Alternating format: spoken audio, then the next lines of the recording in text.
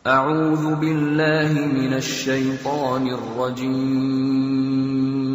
Bismillahirrahmanirrahim. Wahai manusia, bertakwalah kalian kepada Rabb kalian yang telah menciptakan kalian dari satu diri, dan darinya Allah menciptakan pasangannya, dan daripada keduanya Allah memperkembangbiakan laki-laki dan perempuan yang banyak.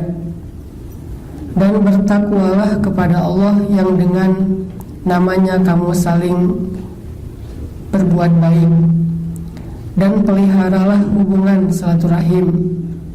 Sesungguhnya Allah selalu menjaga dan selalu mengawasi kalian. Nah, teman-teman, di ayat ini Allah Subhanahu wa taala menyampaikan kepada kita tentang bahwa pernikahan itu adalah takdir Allah Subhanahu wa taala. Jadi punya pasangan itu takdir Allah sendiri yang telah menjadikan sunnatullah atau hukum alam bahwa segala sesuatu itu diciptakan azwajan, berpasangan. Dan itu bukan cuman malam siang atau timur barat, gelap terang dan segala macam, termasuk manusia yang secara derajat di antara makhluk paling tinggi, yang paling istimewa. Kalau yang lain aja berpasangan, bagaimana dengan yang lebih istimewa, yaitu manusia harusnya berpasangan. Jadi pasangan itu adalah takdir Allah Subhanahu wa taala. Pasangan itu adalah sunnatullah. Pasangan itu adalah hukum yang sudah Allah tetapkan dan tidak berubah. Semua yang Allah ciptakan, Allah kasih pasangan. Tinggal proses untuk menemukan pasangan itu aja yang kita jalanin. Bukan ada nggak ya, itu nggak perlu dipertanyakan karena semuanya juga dikasih pasangan. Bahkan yang meninggalnya berstatus sendiri pun tetap punya pasangan, karena nggak ada jomblo di surga. Di surga juga nanti akan diberikan pasangan. Makanya kita bacain banyak ayat tentang pasangan-pasangan kamu di surga, yang kita nyebutnya dengan bahasa Indonesia disebut bidadari. Walaupun sebetulnya bahasa Al-Quran bukan bidadari, tapi disebut dengan istri atau disebut dengan pasangan. Kadang Al-Quran nyebutnya dengan istilah istri, berarti hanya untuk perempuan. Kadang Al-Quran menyebutnya dengan istilah pasangan, berarti bisa laki-laki bisa perempuan. Yang jelas di surga itu ada pasangan, kalaupun dia meninggal dalam status masih sendiri, kalau dia udah balik. Kecuali meninggalnya belum balik. Belum balik itu berarti belum mukallaf. Kalau belum mukallaf tidak berlaku hukum-hukum syariat, tapi berlaku rahmat Allah. Kalau hukum syariat belum berlaku, kayak misalnya tidak ada kewajiban, tidak ada tanggungan, tidak ada pahala, tidak ada dosa, namanya juga belum balik, belum mukallaf. Kalau dia udah meninggal dalam status balik, maka dia mukallaf, maka Allah Subhanahu wa taala pasti memberikan jaza atau ajr, balasan. Dan salah satu di antara jaza yang Allah janjikan itu adalah pasangan. Jadi pasangan adalah hukum sunnatullah. Kalau nggak dapat di dunia, pasti dikasih di surga. Jadi nggak ada satupun hamba Allah yang mukallaf atau balik yang berstatus sendiri selama-lamanya, tuh nggak ada. Kayak misalnya yang perempuan paling sempurna yang meninggalnya status sendiri kan ada 2 dari 4 perempuan kan, Asiyah sama Maryam. Kalau Asiyah meninggalnya nggak mungkin nanti di surga bareng Firaun, pasti dah pisah kan selama-lamanya. Nanti Asiyah Allah berikan pasangan, siapa? Allahu a'lam. Walaupun ada hadis dhaif adalah Rasulullah, tetapi Allahu a'lam, yang jelas dikasih pasangan. Begitu juga Maryam, perempuan Azra itu artinya perawan seumur hidup, suci. Kalau bahasa orang Inggrisnya mungkin Saint gitu ya, Saint Mary. Bahasa Arabnya Maryam al-Azra, Maryam suci. Dia tidak disentuh oleh laki-laki, bahkan yang sah sekalipun. Kalau kita periksa list kontaknya di handphone Maryam tuh, laki-laki cuma ada 2 loh. Ayahnya Imran sama pamannya Zakaria doang. Yang lain semuanya cewek. Kalau kita, laki-laki semuanya cewek, yang cowok cuma ayahnya doang gitu, yang cewek misalnya. Atau lihat followersnya, cewek semua misalnya, atau 60% cewek gitu. Sebaliknya juga gitu. Kalau Maryam, list kontaknya followers yang laki-laki cuma 2, ayahnya Imran sama pamannya Zakaria. Nanti kalaupun punya anak, tambah 1 followers, yaitu Isa alaihissalam. Nah, Maryam aja yang meninggalnya sendiri, tetap nanti Allah Subhanahu wa taala berikan pasangan, karena memiliki pasangan itu sudah sunnatullah, dan Allah tidak pernah menyelisihi atau menyalahi sunnah yang Allah sendiri takdirkan. Sehingga di sini jadi kayak ada pesan moral bahwa saya tuh udah punya pasangan sebetulnya. Udah ditulis tuh di Lauhul Mahfuz, ditulis di dalam kitab takdir saya. Si fulan, kan kita dulu waktu saya atau teman-teman yang lain lah, dulu waktu sekolah kan suka nulis-nulis nama gitu kan, di dinding, di bangku, di kursi, atau di papan tulis. Tiba-tiba kalau kita masuk ke kelas duluan, teman-teman belum pada datang, nulis sendiri love siapa, Susi sama Susanto misalnya, Susanti, Susanto misalnya.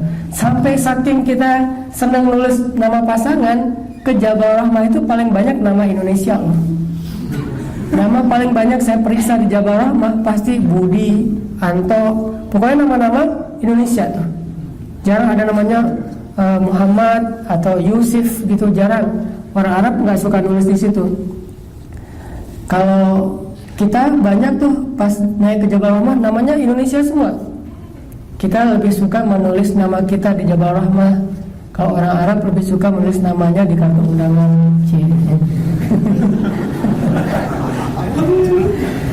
Nah, artinya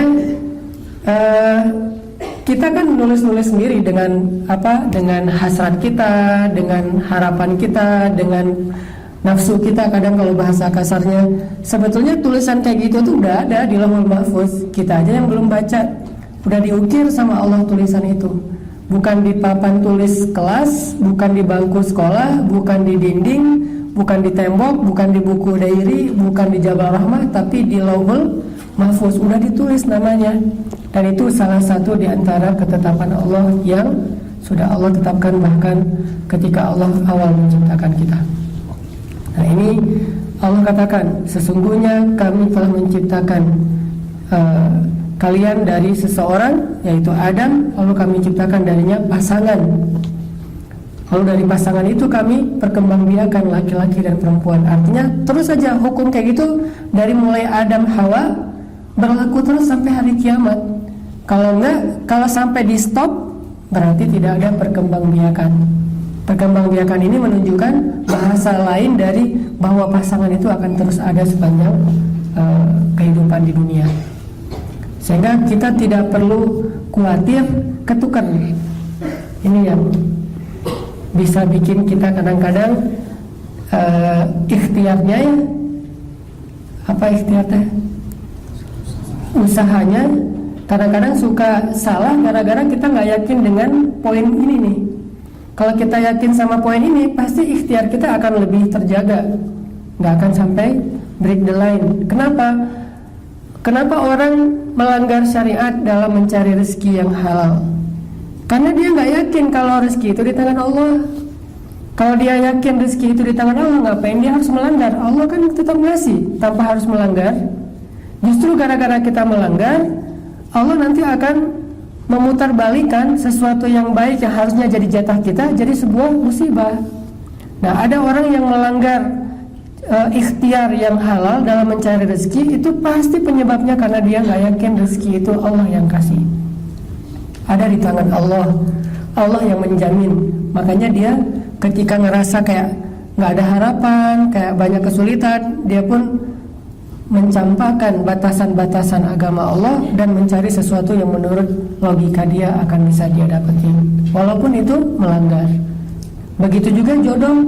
Kalau orang melanggar, kalau orang khawatir sampai nanti kalau keduluan orang lain, nanti kalau misalnya ternyata jadian sama si dia atau siapa misalnya, sehingga kita menggunakan cara-cara yang tidak Allah ridhoi.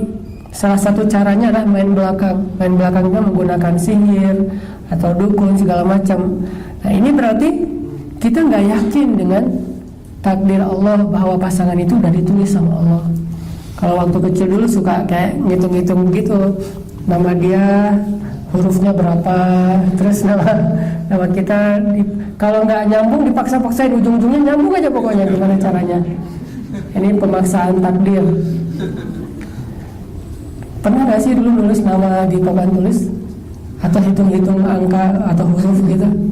Saya dulu pernah dan nggak ada yang berhasil. Yang ditulis waktu masa-masa SMP, SMA gitu nggak ada yang berhasil. Ternyata semua ramalan, semua logika, semua hitung-hitungan itu nggak ngaruh, nggak termasuk kayak horoskop. Kita, oh ini zodiak dia apa, dia sionya apa, terus apa baca setiap hari, setiap minggu. Oh minggu ini lo mending nggak usah datang ke rumah dia daripada ramai gitu. Justru ramainya gara-gara nggak datang misalnya. Atau ada aja terus dicoba diramal. Oh minggu ini bakalan bahagia, ada kejutan datang dalam kehidupan kamu soal masalah percintaan. Kalau baca kayak ramalan gitu kan, yang pertama dilihat kan selain keuangan, percintaan kan, tuh langsung dibaca, wah ditafakuri, ditadaburi, diulang-ulang, hampir dibaca dalam sholat gitu, saking semangatnya gitu, diulang-ulang. Quran susah dihafal, kalau itu hafal banget.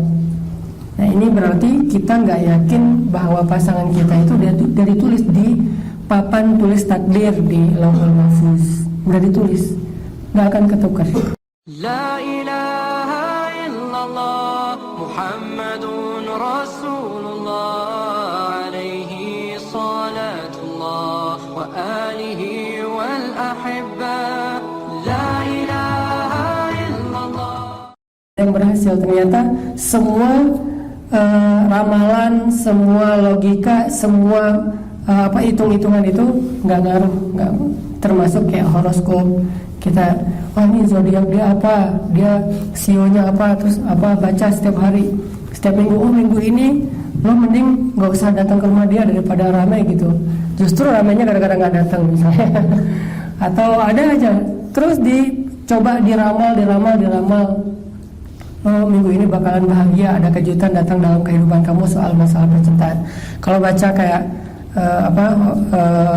ramalan gitu kan, yang pertama dilihat kan selain keuangan, percintaan kan, tuh langsung dibaca, wah ditafakuri, ditadaburi, diulang-ulang, hampir dibaca dalam sholat gitu, saking semangatnya gitu, diulang-ulang.